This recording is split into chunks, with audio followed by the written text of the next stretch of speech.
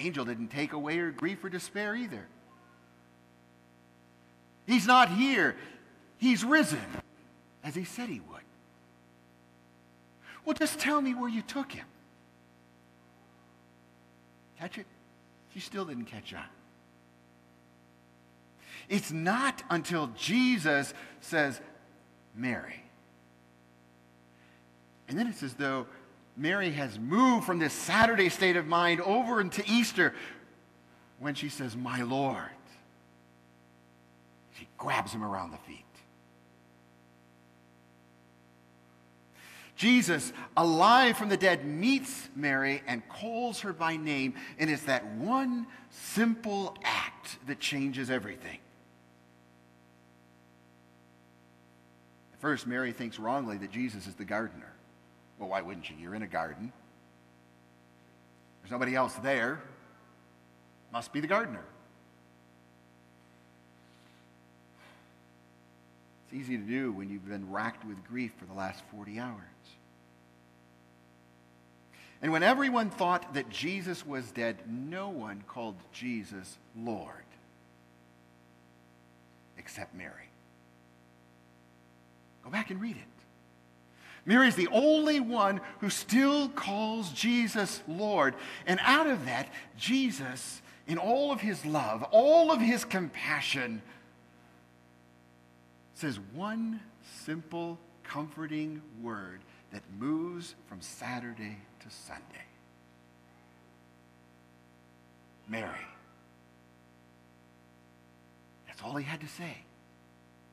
He only had to speak her name. And then everything changed. Resurrection Sunday proclaims that power that Christ has on our lives when he speaks our name individually. And he calls us out of that Saturday state of mind into that Easter resurrection. Message of Easter is that soldiers and seals and stones can't stop the plan of God. That upper story that we've been talking about. None of those things can thwart it. In fact, I love the notion that somewhere up in heaven, God is just laughing and saying, really? You think that'll do it, huh? Let me show you. And it's gone. Now, why do I believe in the resurrection? And that's a good question for all of us to ask. I assume that you do, otherwise you probably wouldn't be here this morning. Why should we believe in the resurrection? Well, one of the reasons is because there's so many eyewitnesses to it. People that actually saw it. People that were there. People that testified to it. If you go to court, you want eyewitnesses. You don't want secondhand stories. Well, I heard somebody say that somebody else told them that somebody else had heard that this all happened. Doesn't hold up very well, does it? It's always better if you've got somebody who actually saw it. I saw so-and-so do this. We've got those. The Apostle Paul had his own resurrection experience, encountering this risen Christ on the road to Damascus. And he wrote in 1 Corinthians, "For what I received, I passed on to you, because it was of number one importance. That Christ died for our sins according to the Scriptures, that he was buried, that he raised on the third day according to the Scriptures, and he appeared. He appeared to more than 500 of the brethren at the same time, most of whom are still living, though some have fallen asleep. Then he appeared to James and to all of the apostles. And last of all, he appeared also to me, as one abnormally born."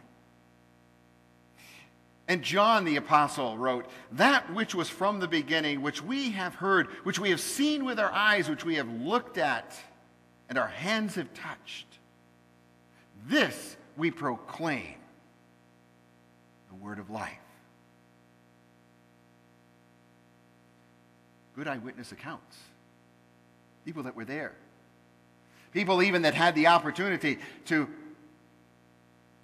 put their fingers in the holes that the nails had made. Kind of gory. But he certainly wasn't a ghost. It was real. It wasn't a hallucination. He was real.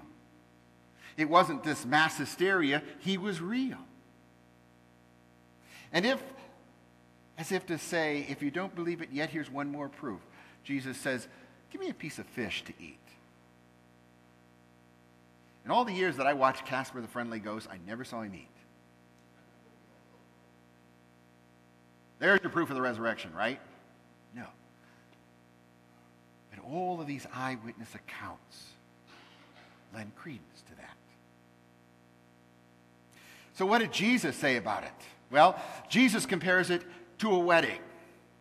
He says, his death, our death, is like a wedding. Okay, there's a whole lot of jokes going around for guys about getting married and having it look like death. But we won't go into those. Jesus says, no, death is like a wedding. In all the weddings that I've done, I've seen some very beautiful brides. In fact, I dare say I've never seen an ugly bride. All brides are beautiful, aren't they? And Jesus says that he is going to come for his bride, the church, and take her to himself, where they will be forever.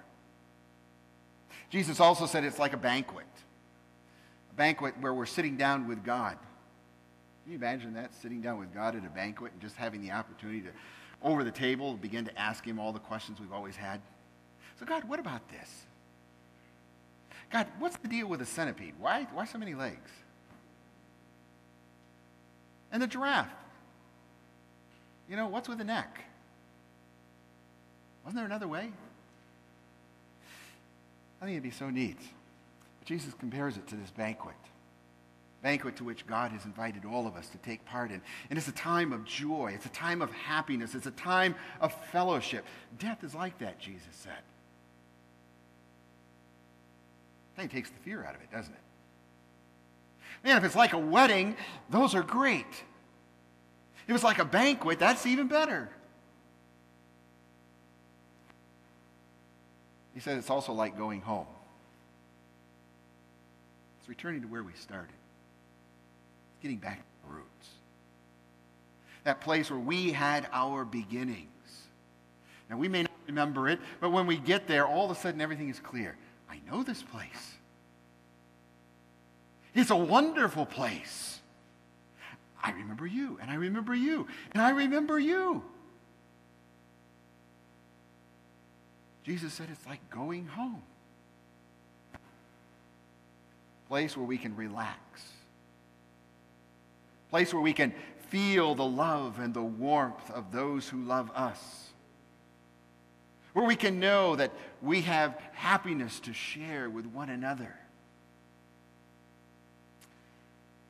Now, everything in me wants to paint this beautiful picture of the empty tomb for you. This resurrection, this hope of new life. Every being, every cell within me says, isn't this wonderful? Isn't this beautiful? In fact, I know it's hard to believe that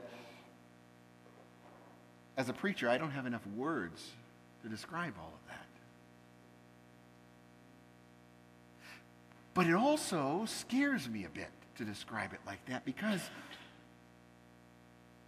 I'm afraid that on Easter Sunday, somebody might get a false hope.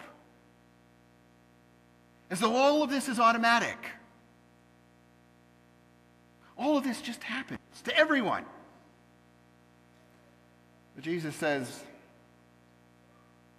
that the resurrection is a wonderful thing. But using our illustrations from Jesus, some marriages are good, some are not. Some banquets are wonderful, and some, quite frankly, aren't. Some